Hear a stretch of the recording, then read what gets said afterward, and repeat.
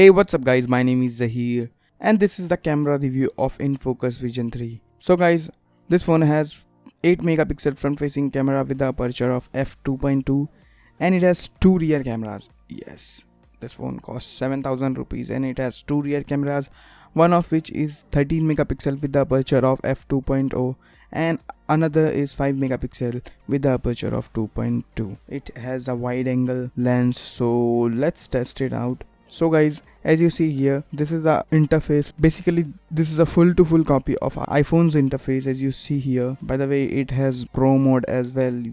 Here you can change a lot of things. As you see here, you have the beauty mode and another mode. As you see here, lots of mode here. If you want to take wide pictures, you can change it from here. And this is the portrait mode, and even you have the PIP mode. Yeah, picture in picture. Now guys, let me show you some samples which I have taken from this phone.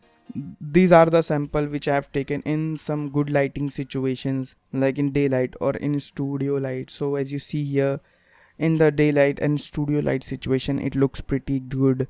Dynamic range is not very good, but it's okay. But in some pictures the colors look oversaturated in my opinion, and it has the portrait mode too.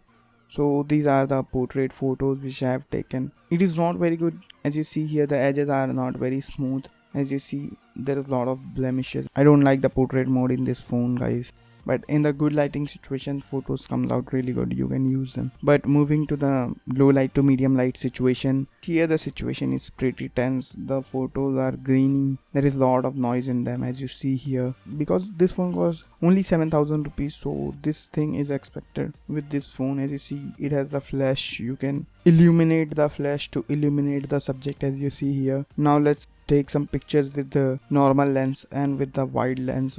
As you see here, this photo is taken with the normal lens and this one is with the wide lens. This one is normal, this one is taken with the wide lens. Now let's move to the front facing cameras guys.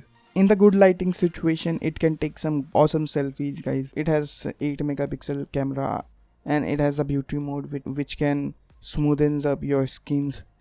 But I don't like it's look little unnatural in my opinion, but the selfie camera is pretty good in this phone. I like it, and even it has the selfie portrait doesn't work good at all. As you see here, it tries to blur out the everything.